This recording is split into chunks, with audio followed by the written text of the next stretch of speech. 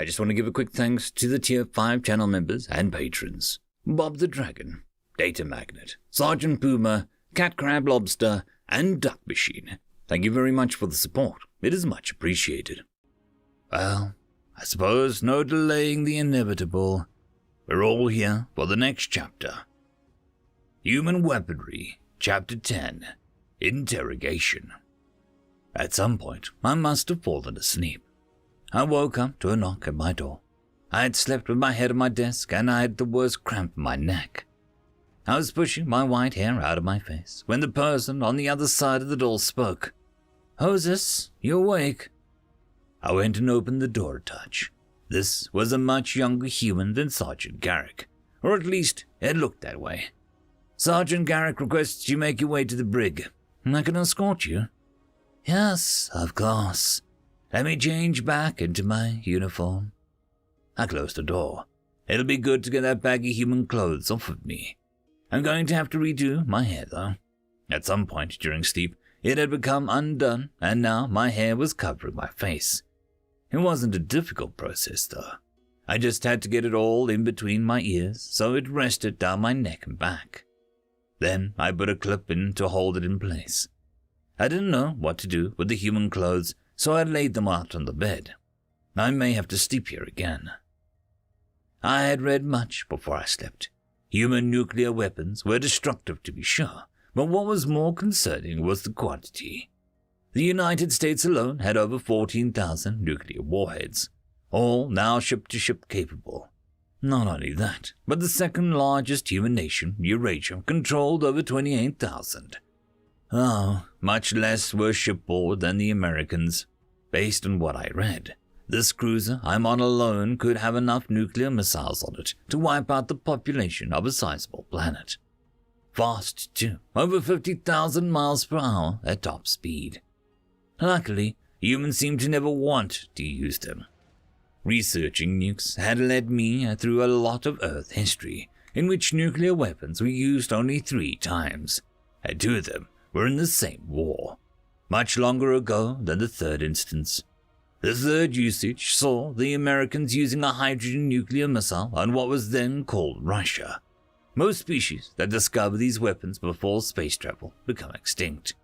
Yet, these humans had them for over 100 years before they discovered faster-than-light travel. Now back to my familiar brown uniform, I went back to open the door. Before I did, I hesitated and glanced back towards the desk, where I knew I'd hidden the human sidearm that I took from the armory earlier. I decided to leave it and open the door. The human was now standing straight next to my door. I got another confirmation that they were young, as they curiously looked me up and down before realizing that they should probably do their job. "The brig is this way. We just need to get to the elevator, and then it's a short walk to the viewing chamber." "Very well. You lead the way." We began moving towards the elevator, the same one I had taken up to my room. The doors closed on it automatically once we were inside. The brig must be much lower in the ship, as we were now moving for quite a while.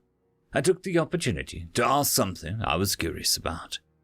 "So, why do humans seem to have 2 names each?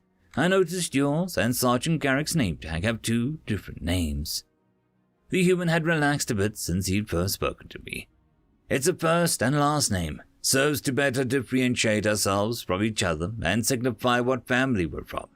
We use our last name generally for formal purposes." "Interesting. Why would you need 2 names to differentiate yourselves?" "In case someone else has the same first name."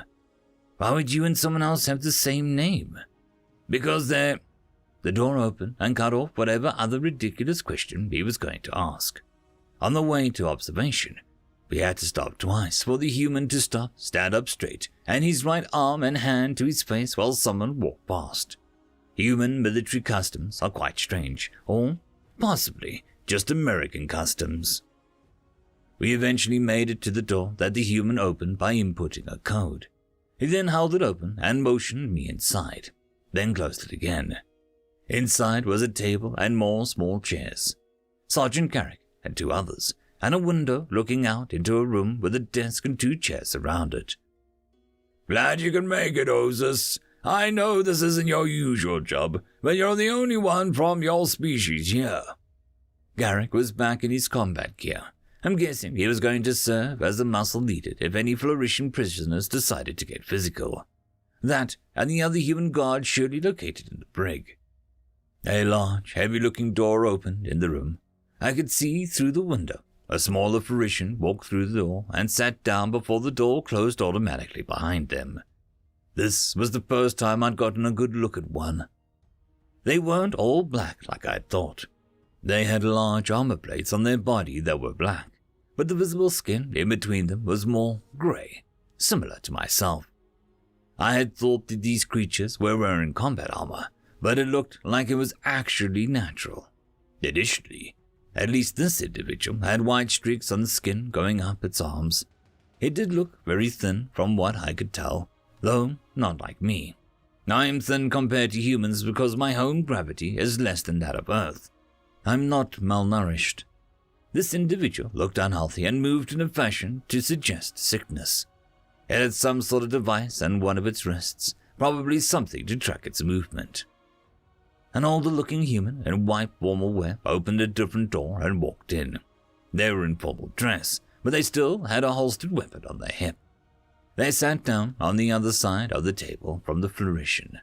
The human spoke in a bit of a different way from the others, enunciating different parts of the words for some reason. "Good morning, Fred.